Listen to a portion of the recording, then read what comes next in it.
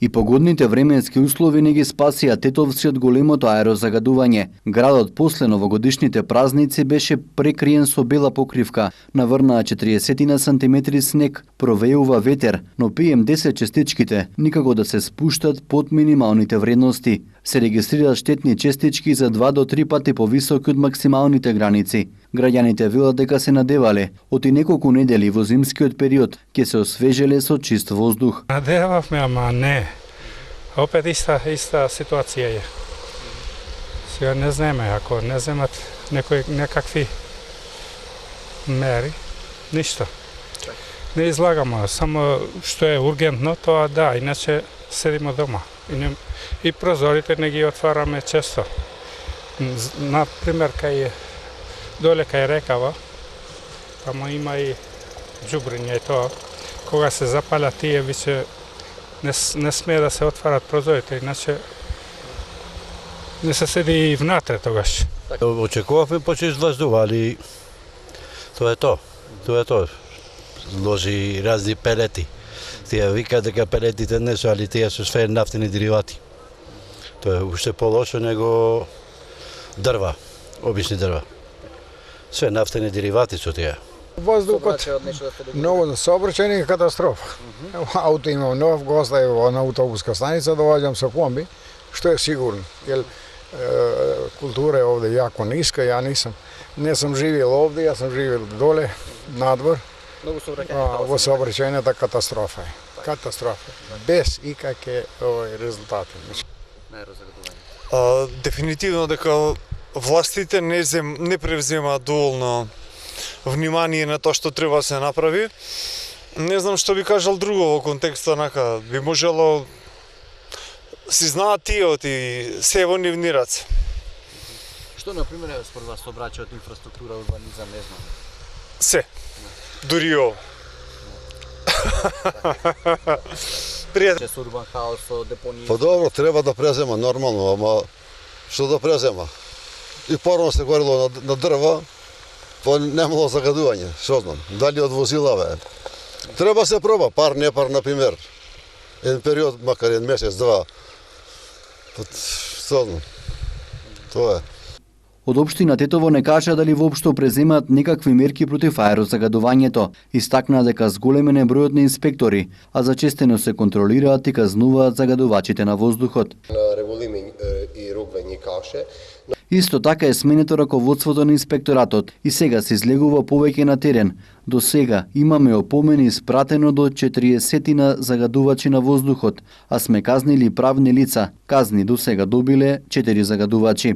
Тетово заедно со Тузла од Босна и Херцеговина според студијата на Светската здравствена организација лани се рангира на неславни места како топ 10 најзагадени градови во Европа. Според нивната студија, тетовци дишат штетни канцерогени частички дури и пред така наречената сезона на загаден воздух, а како најголеми причини за високата аерозагаденост во овие два града се наведуваат употребата на јаглен лигнит во индустријата и домаќинствата, но емисијата на штетни гасови од возилата.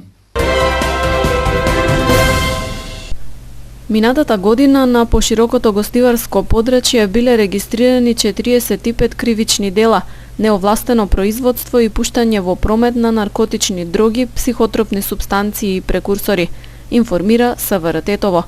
Од нив 44 биле целосно расчистени, со познати сторители и заокружени со соодветни пријави.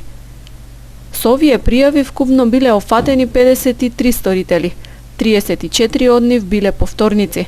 Во овој период во кривична постапка пронајдени и одземени се марихуана, хероин, мешавина од хероин и тутун, кокаин, стебла од канабис сатива, семки од истото растение, екстази и друго, стои во полициското соопштение. Во 2018 на гостиварското подрачје исто така биле изготвени и 10 барања за поведување прекршочна постапка, кои се однесуваат на уживање на наркотични средства, а со кои биле офатени 11 лица уживатели на возраст од 15 до 40 години. Полицијата особено ги засили акциите за откривање на дрога на гостиварското подрачје во последните месеци лани, а ваквите активности продолжија и во новата година.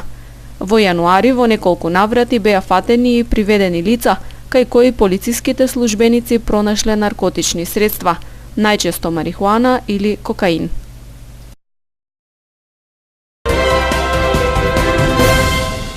$19,137 сообраќајни прекршоци биле откриени и соодветно санкционирани минатата година во Тетовскиот регион, или вкупно 3.000 повеќе во споредба со 2017 година. Поради констатирани различни видови прекршоци од сообраќај биле исклучени 1.353 возила и 2.630 возачи. Најголем број од исклучените возила, односно 968, имале истечена регистрација над 30 дена и техничка неисправност 238 возила. Додека дури 1367 од исклучените возачи управувале без положен испит и валидна дозвола за тоа, а 952 возачи почетници не се придржувале на законски предвидените ограничувања. Откриените сообраќајни прекршоци лани заокружени се со близу 10.000 мандатни и близу 6.000 прекршочни платни налози. Покрај тоа времено одземени се 802 возачки и 566 сообраќајни дозволи, пред се засторени по сериозни вакви прекршоци. Привремено одземени исто така се и 84 возила и 170 регистерски таблици.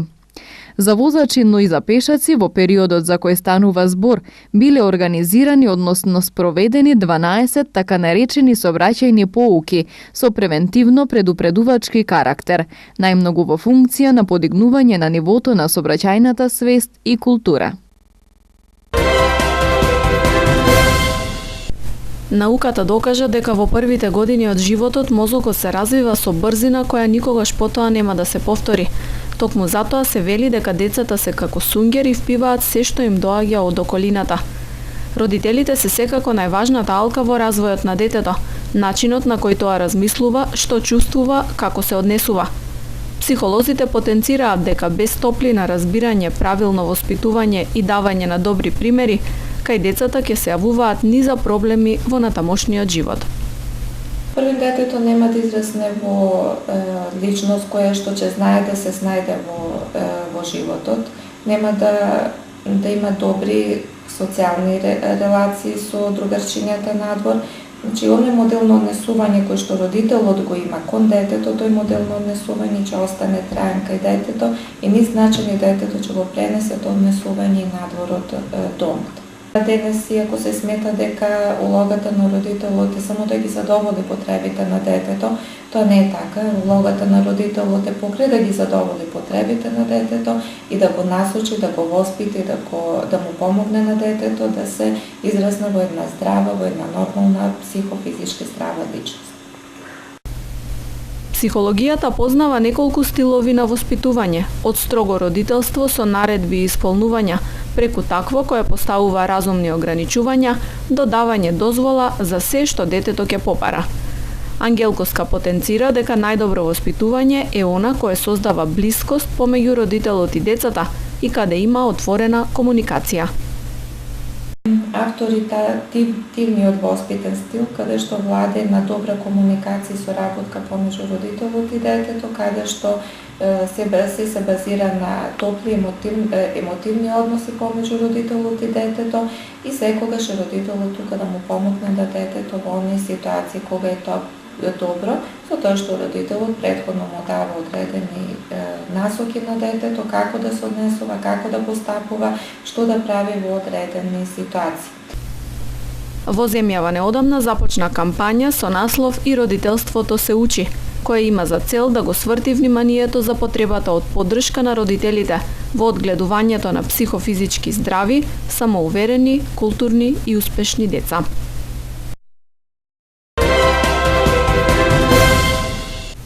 Со света архиерейска литургија со голем водосвет и спуштање на крстот во црковниот базен утре во црквата Света Богородица во Тетово во 8 часот и 30 минути ќе се прослави празникот Водокрст, ден пред големиот христијански празник Водици.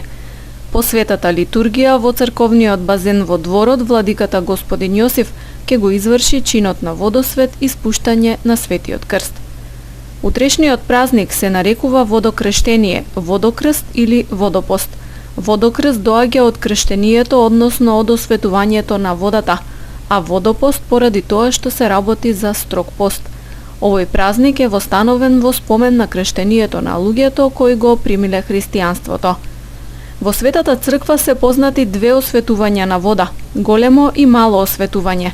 Големото осветување се врши 2 пати во годината, токму на ден на водопост во предвечерието на Богојавление и на Богојавление, затоа што се сеќаваме на крштевањето на Господ Исус Христос во реката Јордан, во која црквата го гледа прототипот на прочистување на гревовите, но и вистинско осветување на водата со присуство на Бога. Исто така, кога се врши крштение, се случува големото осветување на водата. Мал водосвет се врши во различни прилики или други црковни чинови и на барање на верниците.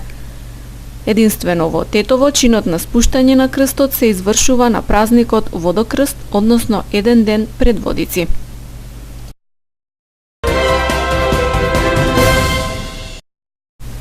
Во Гостивар годинава по 5-ти пат ќе се одржи манифестацијата Богојавление Водици со положување на Светиот крст во водите на реката Вардар.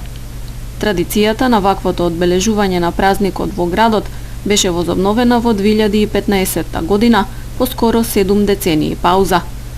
Гостивар е веќе подготвен за прославата, а иницијативниот одбор со голема посветеност работи на дефинирање на деталите за целокупната манифестација. По повод празникот, света литургија ќе биде отслужена во Соборната црква Пресвета Богородица, од каде ќе тргне и литијата во 11 часот. Чинот на осветувањето и положувањето на Светиот крст во водите на Вардар, точно напладне ќе го изврши митрополитот Тетовско-Гостиварски господин Јосиф. Во литијата и начинот на осветување на водите и положување на крстот во реката, секоја година присуствуваат илјадници верници од Гостивар и Гостиварско. Иницијативниот одбор изразува надеж дека и годинава ќе биде така и упати покана до сите христијански верници да бидат дел од прославата на Водици во Гостивар, за да помогнат во зачувување на традицијата. Од возобновувањето на традицијата досега Светиот крст имаа среќа да го фатат Дарко Лавдинов, Горан Божиновски, Павел Давидовски и Душко Милошевски. Оваа година по крстот ќе скокаат 20 на млади гостиварци.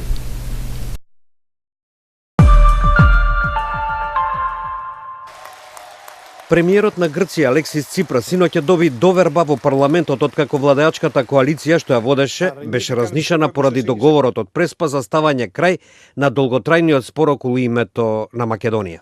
Κυρίες και κύριοι συνάδελφοι, έχω την τιμή να ανακοινώσω στο Σώμα το αποτέλεσμα της διεξαχθής ονομαστικής ψηφοφορίας.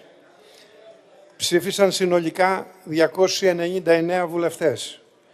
Στην κυβέρνηση έδωσαν ψήφο εμπιστοσύνης 151 βουλευτές. Ваквото гласање во парламентот, во кој има 300 пратеници, и беше доволно на владата на 44 годишниот Ципрас за да преживее.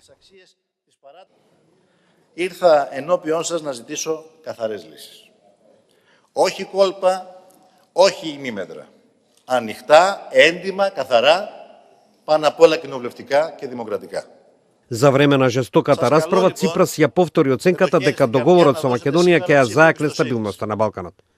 Лидерот на малата грчка националистичка партија Независни Грци, Панос Каменос, во минатиот викенд се повлече од функцијата министр за одбрана поради предложениот договор со Македонија. Και επειδή αυτή η διαδικασία για την ψήφο εμπιστοσύνη στην κυβέρνηση ΣΥΡΙΖΑ είναι ουσιαστικά παραπλανητική, είμαστε υποχρεωμένοι να καταψηφίσουμε την ίδια την κυβέρνηση που εμείς δημιουργήσαμε, στηρίξαμε με ετοιμότητα, με καθαρότητα και με ευθύνη. Лидерот на главната опозицијска партија Киријакос Мицотакис, кој исто така се противи на договорот од Преспа, пак изјави дека на земјата и се неопходни избори. Οι εκλογές είναι η μόνη λύση για να πάει μπροστά η χώρα. Και όσο συνεχίζεται ο σημερινός πολιτικός ζόφος, η χώρα θα βυθίζεται. Εκλογές λοιπόν το συντομότερο δυνατόν. Για να αναπνεύσει ο τόπος, εκλογές για να πάρουν επιτέλους οι Έλληνες την τύχη τους στα χέρια τους. И покрај победата, судбината на владата на Ципрас и дали тој ќе го заврши својот 4-годишен мандат, кој завршува во септември, е далеко од сигурно. Премиерот сега се соочува со непосреден предизвик да го притисне парламентот за да го прифати договорот од Преспа.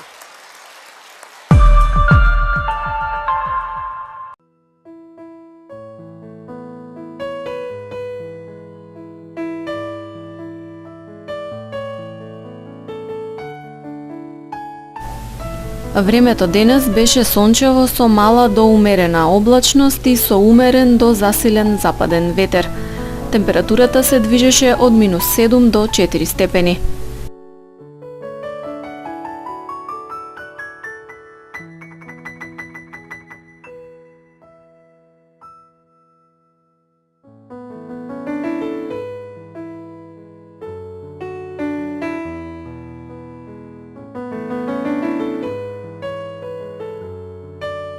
Времето утре ќе биде облачно со слаби локални врнежи од дожд, а на планините од снег. По одделни котлини ќе има појава на магла. Температурата ќе се движи од -9 до 0 степени.